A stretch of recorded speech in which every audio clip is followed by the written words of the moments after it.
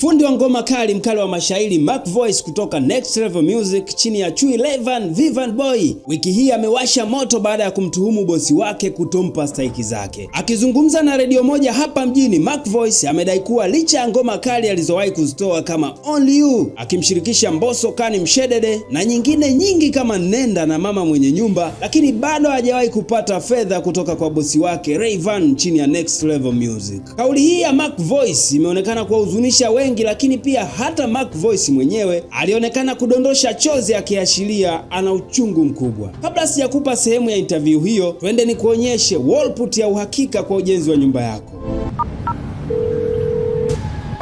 Hello. Mgonjwa yuko wapi? Fungus. Leta water resistance 2. Dozi yake ni 1 mara moja. Leta gundi ya tiles. Hii ni 1 mara moja. Kibandika ibanduku.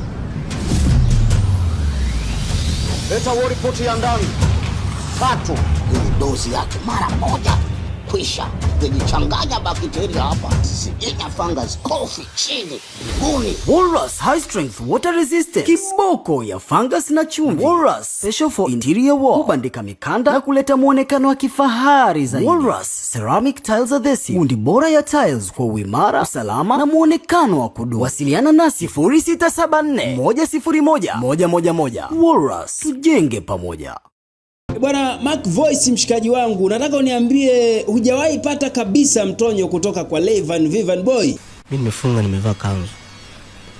Kama wewe silesi mwanao. Kama ashai kunipa mimi, mwambie kuonyesha invoice zangu ambazo ashai kunipa pesa. Akuoneshe tu invoice zangu bwana. Dogo nilimpa hela hii, nilimpa hela hii, nilimpa hela hii. Basi asitia AI na uongo. Aseme tu dogo hivi.